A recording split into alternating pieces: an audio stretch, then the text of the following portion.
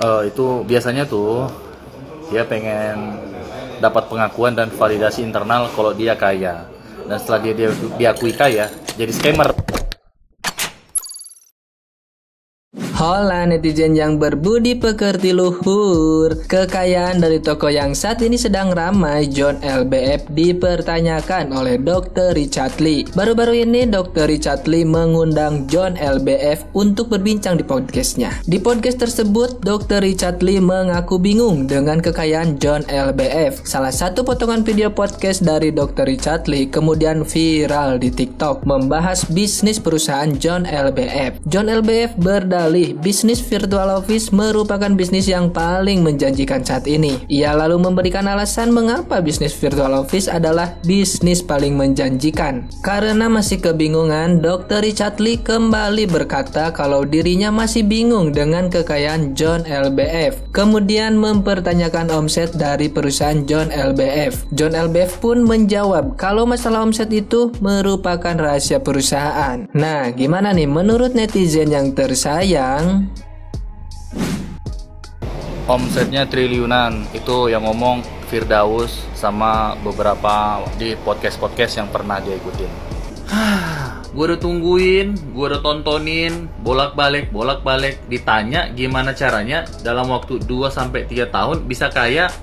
Cerita dari zaman miskin, dari zaman susah, 10 tahun pengangguran, main burung, bukan dari keluarga orang kaya, bukan dari network orang kaya, bukan anak dari orang kaya, bukan kolega-kolega orang kaya, bukan dari orang perbankan, bukan punya warisan.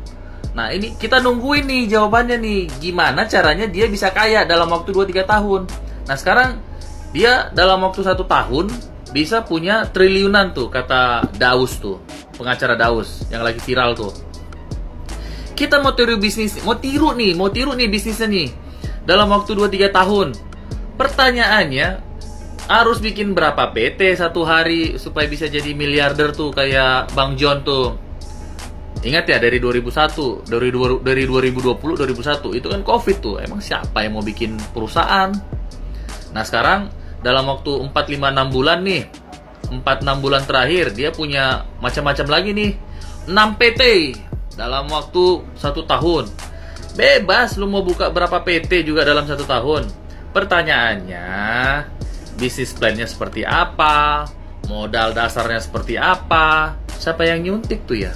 Gak usah jauh-jauh deh. Di Indonesia ada bisnis serupa tuh, bisnis virtual office yang sejenisnya, namanya Cohive. Tahu sekarang nasibnya gimana? Collapse, PKPU, atau kita mau bicara dunia, WeWork tuh scam. Mau bisnis paling menguntungkan gimana? Ya coba. Bang John agak gagap menjawab hal ini.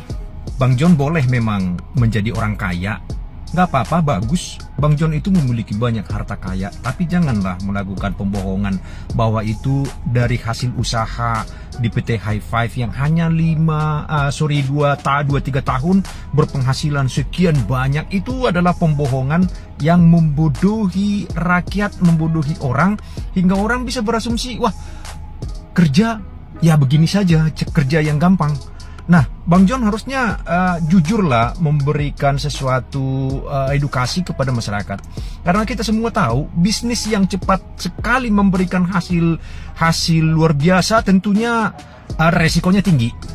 Tetapi kalau resiko hanya sebagai jasa, saya kira tidak mungkin. Banyak yang bilang, Kanci respon dong yang lagi viral yang katanya orang yang tadinya pengangguran terus tiba-tiba kaya, mungkin nggak? Terus kedua, orang yang biasanya bikin konten yang baik-baik, mau yang sedekah, mau yang menolong pegawai, tapi kenyataannya in real life nggak kayak gitu. Menurut gue gimana? Kita bahas satu-satu ya. Yang pertama, dari yang orang yang misalnya awalnya pengangguran, bukan orang berada, terus tiba-tiba dalam waktu singkat, let's say 2 years, dalam waktu 2 tahun dia menjadi orang yang kaya. Possible nggak? Mungkin aja, tapi sekaya apa? Sekaya siapa gitu? Karena kan standar kaya bagi setiap orang tuh berbeda ya. Nah yang dimaksud kaya ini tuh seberapa kaya gitu, itu hal yang perlu dipertanyakan. Kalau misalnya kita bilang sampai kaya banget gitu ya, kaya banget gitu, itu juga a bit too too good to be true ya. Bukannya nggak mungkin, tapi too good to be true, oke? Karena kalau misalnya orang yang biasa udah kerja atau bisnis, mereka tahu nih, semua itu tuh ada hitung-hitungannya, say. Jadi nggak mungkin lu naik, karir lu tuh naik seperti ini tuh possible. Itu mungkin banget, bukannya possible ya, maksudnya itu wajar menanjaknya seperti ini. Tapi nanjak tuh juga kagak kayak roket, say. Kagak kayak ciu gitu, kagak mungkin. Unless bisnisnya you do something illegal. Mungkin hal apa kita tidak tahu, atau mungkin banyak selipnya ya. You know I know kan yang maksudnya gue. Kedua, bisa juga dia ngegoreng duit orang yang sebenarnya bukan duit dia sendiri gitu ya. Duit orang digoreng. Ya jadi gede, dia cuma udah mendapat kayak komisi aja sebenarnya. Tapi kan biasa orang yang brandingan di depannya itu kan mesti heboh nih, kalau nggak orang lain kagak percaya gitu. Padahal sebenarnya duitnya itu bukan duit dia gitu, duitnya itu ya duit investor yang di belakang layar gitu. Atau bisa juga ketiga, bisnisnya ya yang kayak belakangan ini lagi marak nih, yang sebelum ini kayak investasi bodong, gitu, nepu gitu ya. Jadi ya be realistic aja sih kalau misalnya orang menilai. Ya bisa kaya, tapi sekaya apa ya? Mungkin lebih kaya dari dulu ya udah pasti gitu. Tapi kan ya kayaknya kayak siapa dulu gitu loh, say. Karena justru kebanyakan ya orang yang gue kenal yang kaya banget gitu, justru tidak terlihat kayak orang kaya, kayak biasa aja gitu. Karena they don't need to prove anything gitu sih menurut gue. Jadi ya balik lagi, bisa aja menurut si A dia itu termasuk kaya, bisa juga menurut orang lain dia tuh nggak kaya ataupun sebaliknya gitu ya. Itulah pendapat saya. Dan kalau yang satunya lagi yang soal baik tapi kenyataannya enggak, kita bahas setelah ini, oke?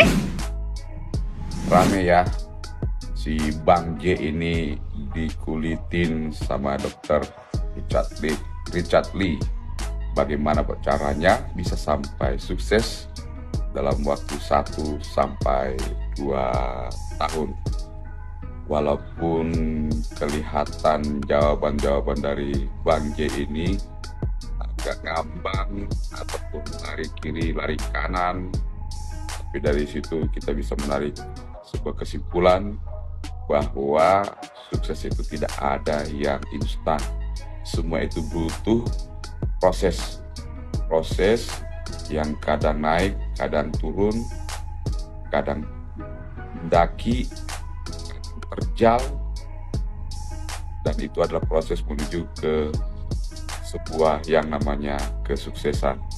Jadi memang agak mustahil atau susah untuk dicerna secara logika dalam waktu 1 sampai 2 tahun sukses menjadi seorang miliarder ataupun seorang triliuner. Pada kesempatan ini saya akan sedikit membahas tentang saham kosong seperti yang disampaikan di dalam ini. Saham kosong itu artinya seseorang yang owner daripada perusahaan memberikan saham secara tertulis di akte, di mana orang yang diberikan saham tersebut tidak perlu menyetor dana, baik itu modal dasar ataupun modal setor. Jadi pada dasarnya dia tidak menyetor dana atau tidak memasukkan uang ke dalam perusahaan itu. Secara legalitas ya itu memang sah, tapi kadang ini yang menjadi kendala dalam sebuah partner, karena seharusnya dalam sebuah perusahaan PT atau perseroan terbatas, setiap pemegang saham atau sero itu harus memasukkan saham sesuai dengan porsi masing-masing pada saham tersebut. Nah, dari sini Anda bisa menilai sendiri. Oke, semangat.